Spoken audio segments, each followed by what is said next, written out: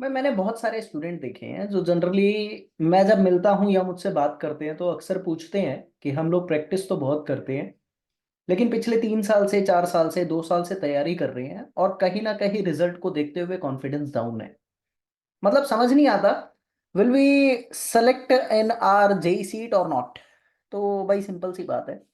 देखो यार, मेहनत कभी खाली नहीं जाती, ये भी सत्य है, लेकिन हाँ, अगर मेहनत को एक स्ट्रैटेजिक तरीके से किया जाए तो रिजल्ट जल्दी आप लोगों को मिल जाता है। आप एक ट्रैक पे चलते हैं और कहीं ना कहीं तैयारी के दौरान भी जो आप लोगों में ये स्टेट आती है कि मैं डिप्रेसिव स्टेट में जा रहा हूँ, मुझे पता नहीं मेरा फ्यूचर में क्या होने वाला है, और दुखी रहता हूँ, माइंड स्ट्रेसफुल रहता है, और स्ट्रेसफुल रहने के कारण नींद, चिड़चिड़ापन और इरिटेशन और लेजीनेस आपके पास हमेशा रहती है।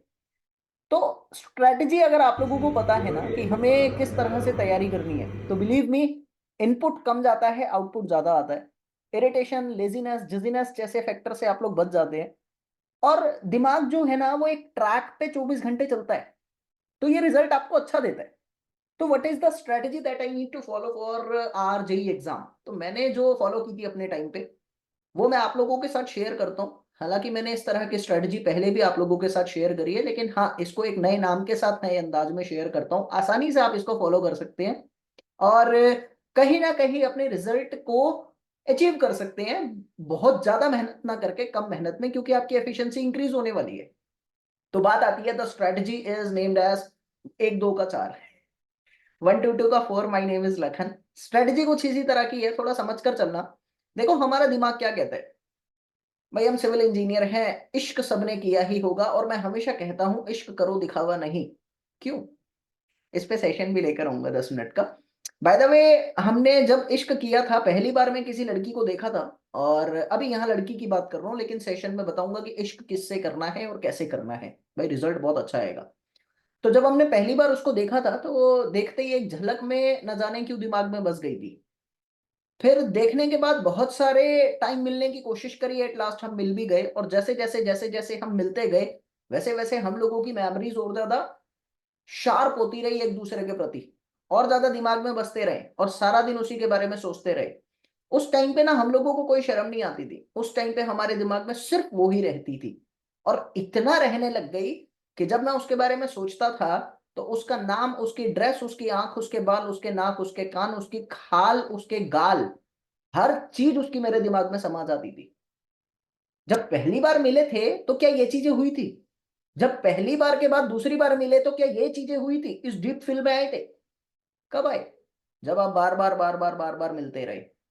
तो यहां पर एक चीज समझ में आती है, बार बार बार बार मिलने से तो, करत करत अभ्यास से बहुत चीजें आपके गहरे में उतरती रहती है और आप चाहकर भी नहीं भूल पाते, वो तो सत्य है। लेकिन हमारे पास सिलेबस बहुत बड़ा है, इतना बड़ा सिलेबस है कि हम करत करत करत करत करत करत अभ्यास से इतनी बार भी करेंगे तो सिलेबस पूरा नहीं हो पाएगा। यहां जरूरत पड़ती है स्ट्रेटजी की। तो साइकोलॉजी के अकॉर्डिंग हमारा माइंड कैसे चलता है उसको समझकर चलना।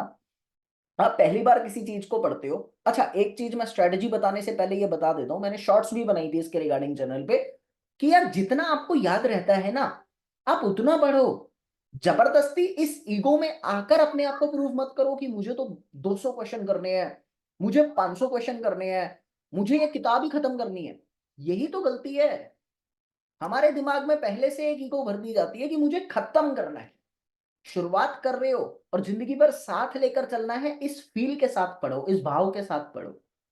आपकी अपनी कैपेसिटी है, दुनिया में हर किसी के पास एक टैलेंट है, दुनिया में हर किसी की अपनी कैपेसिटी है, दुनिया में हर कोई यूनिक है यार। मैं अपना हूं, आप अपने हो, दूसरा दूसरा है कोई। सबकी अपनी कैपेसिटी है, so don't try to prove yourself in that ego कि मुझे खत्म करना है, मुझे साथ लेकर चलना है। तो आपकी कैपेसिटी 20 क्वेश्चन की है ना, तो 20 ही पढ़ो, लेकिन 20 इतनी शिद्दत से पढ़ो कि वो 20 आपके नसों में घुस जाए, आपके दिमाग से होता होता आपके दिल में और आपकी बॉडी के सेल्स में घुस जाए, फिर 20 भूल ना पाओ आप। वो 20 आपके दिमाग में रहने चाहिए। 200 करने से अच्छा है 20 कर लो। अगर किसी की कैपेसिटी 50 की है ना, तो 50 ही करो, लेकिन वो 50 दिमाग में बसना चाहिए। बात समझ में आ रही है? तो खत्म नहीं करना, शुरू करना है। आप 50 पहली बार पढ़े, सपोज एग्जांपल के साथ, आज आपने 50 पढ़े, मैं मान के चलता हूं एक हफ्ता आपको याद रहेंगे। एक हफ्ता दिमाग में रहती है कोई भी चीज ना, एक हफ्ता नहीं, 5 दिन, 4 दिन, अपनी अपनी इंडिविजुअल टू इंडिविजुअल कैपेसिटी है। फिर आप उसको ब्लर करना स्टार्ट कर दोगे, लेकिन ब्लर होने से पहले अगर आपने उसके चेहरे को दोबारा देख लिया ना, तो बिलीव मी अगले 15 दिन 20 दिन तक याद रहेगा। सिर्फ चेहरा देखना है, बातें नहीं करनी, क्वेश्चन नहीं सॉल्व करने वो 20, सिर्फ जाकर पेज पलटने हैं, देखना है मैंने क्या पढ़ा था। आप विश्वास मानिएगा, जो 20 क्वेश्चन आपने पढ़े थे, जाहिर तौर पे 20 कंसेप्ट पढ़े थे, ऐसा तो है नहीं एक ही कंसेप्ट से 20 क्वेश्चन करोगे। मतलब 20 लाइन तो पढ़ोगे ना कम से कम, 20 लाइन बोले तो 20 लाइन उस चैप्टर के बारे में तो पढ़ोगे, इससे छोटा तो कुछ नहीं लोगे, चैप्टर ही लोगे। आप 20 क्वेश्चन को जब देखने जाओगे ना, वो चैप्टर याद आ जाएगा। उसकी शक्ल को देखने की कोशिश ही करी थी कि ना जाने क्यों उसके बारे में सोचने लग गया पूरा। होता है कि नहीं होता? होता है यार, नेचुरल फिनोमिना है, इसमें तो कुछ अलग है ही नहीं हमारा। तो what I am saying ladies and gentleman, पहली बार कुछ पढ़ा, 1 हफ्ते के लिए याद है, 1 हफ्ते बाद धुंधला मत होने दो, ब्लर मत होने दो, दोबारा देख लो, आपको सब याद आ जाएगा। You will be going to recall it. देखने में 20 मिनट लगेंगे मुश्किल से, ज्यादा थोड़ी, मैं तो 20 बहुत ज्यादा कह रहा हूँ। पूरे दिन में से 20 मिनट निकाल लिया, अरे वॉशरूम में भी 10 मिनट तो बैठते ही हो, वही पढ़ लो, क्या जा रहा है, देखना ही तो है। बस देख लिया, मुझे याद आ गया, आपके दिमाग में साइकिल चल रही है, बाकी पढ़ रहे हो आप सारे ऐसे ही पढ़ना। फिर उसके बाद 20 दिन बाद जब आप उसको ब्लर लगने लग जाएगा ना, फिर देख लो, याद आ जाएंगी चीजें। और सिविल इंजीनियरिंग में तो इंटर रिलेटेड बहुत सब चीजें हैं, आपने एक पढ़ा उसका एप्लीकेशन आपको दूसरी जगह मिल जाएगा। तो अगर आपके दिमाग में वो कंटेंट बसा हुआ है ना, कि मुझे वो भूलना नहीं है, बिलीव में भूल भी नहीं पाओगे। और जब आप तीसरी बार उसको देखोगे ना, अभी आपने 2 बार पढ़ा है, तो तीसरी बार देखने में आपको 20 दिन लगेंगे, बस तीसरी बार देखना, अगले 2 महीने के लिए याद हो जाएगा, इतने पेपर आ जाएगा।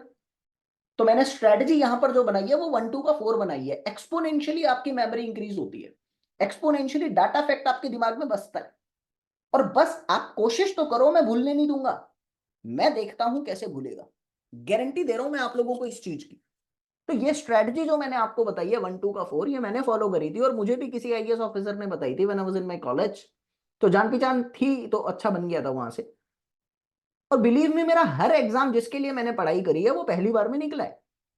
एंड आफ्टर दैट जितने भी स्टूडेंट्स ने ये फॉलो करा, सबको पता है कि भाई मैंने बहुत सारे स्टूडेंट्स को हेल्प करी है उनके सिलेक्शन लेने में। हाल ही में 3 स्टूडेंट्स का डाटा तो मैंने अपने टेलीग्राम पे भी दिया है, सेलेक्ट हुए हैं, और हर 20 22 दिन के अंदर एक स्टूडेंट आई जाता है। तो बहुत सारे स्टूडेंट हुए। अब वो बहुत सारे स्टूडेंट कैसे हुए हैं, स्ट्रेटजी फॉलो करी है 90% ऑफ द स्टूडेंट ने, और देखा कि ये काम कर रही है। और मैं तो घमंड नहीं कर रहा, लेकिन ये सत्य है कि जितनी वीडियो स्टूडेंट की मैंने अपलोड करी है, जिन्होंने मेरा नाम लिया है कि मैंने हेल्प करी है पढ़ाई में, उतनी तो और किसी ने नहीं करी। मैं तो बड़े बड़े चैनल्स की भी बात कर रहा हूँ, वो बात अलग है कि मैं प्रमोशन नहीं करता, क्योंकि बच्चे खुद ही देख लेते हैं। लेकिन ये सत्य है, ट्रैक पे चलो, भागो मत, बहुत आराम से सिलेक्शन हो जाएगा। और फिर सिविल इंजीनियरिंग के लिए तो एक फील और रहती है मेरे दिमाग में कि भाई एक ही एग्जाम की तैयारी करता हूँ, सारे एग्जाम तैयार हो जाते हैं, क्योंकि सिलेबस कॉमन है सबका। तो ऐसा तो है नहीं कि मुझे इसके लिए अलग पढ़ना है, उसके लिए अलग पढ़ना है। ये मार्केट में बहुत मिथ चल रहा है, जिसका पेपर आता है उसका बैच लॉन्च हो जाता है, पढ़ाना सबको सेम है यार। क्या, मैं तो इसको मना करता हूँ, एक ही बैच होता है बस, उसके बाद तो खुद स्टडी करते रहो बस आप लोग। तो स्ट्रेटजी बहुत काम की है, 1 2 का 4, जस्ट फॉलो इट। आप 3 4 बार ही किसी चीज को पढ़ोगे, उसके बाद आपको परमानेंटली आपके पेपर तक याद रहेगी। प्रैक्टिस करते रहना। और जब प्रैक्टिस की बात आती है, सुन लेना, जब आप दूसरी बार प्रैक्टिस करने की बात करते हो, हालांकि देखने से चीजें याद आती है लेकिन मन नहीं मानता, तो आप प्रैक्टिस तो करोगे ही। तो अगर आप प्रैक्टिस करते हो तो क्वेश्चन प्रैक्टिस करना, ये नहीं कि तुम थ्योरी उठा उठा के बैठ गए। मैंने बहुत बच्चों को देखा है, वो क्या करते हैं कि थ्योरी नोट्स पढ़ने लग जाते हैं। अरे थ्योरी नोट्स के अलावा प्रैक्टिस करो ना, थ्योरी नोट्स तो अपने आप याद आ जाएंगे आपको। क्वेश्चन प्रैक्टिस करो, कॉन्फिडेंस गेन होगा, रिटेंशन गेन होगी, ज्यादा लंबे समय तक याद रहेगा, और कहीं ना कहीं टॉपिक के अंदर घुसोगे, ज्यादा डीप रिलेशनशिप मेंटेन करोगे। और कुछ भी कहो, संबंध तो गहरे ही अच्छे होते हैं। तो समझ पा रहे हो मेरी स्ट्रेटजी, ये बहुत काम आएगी आप लोगों के, बस इसको फॉलो करना। बाकी आप लोगों को किसी चीज की जरूरत हो तो 9560969640 ये मेरा कॉन्टेक्ट नंबर है। आपको कोई भी मदद चाहिए हो तो इस नंबर पे मुझे कॉल कर सकते हो, मैं फ्री हुआ तो उठा लूंगा, नहीं तो कॉल बैक कर लूंगा, ठीक है। बाकी टेलीग्राम से जुड़ सकते हो, डिस्क्रिप्शन में लिंक है, क्योंकि टेलीग्राम पे daily free one liner provide करता हूँ।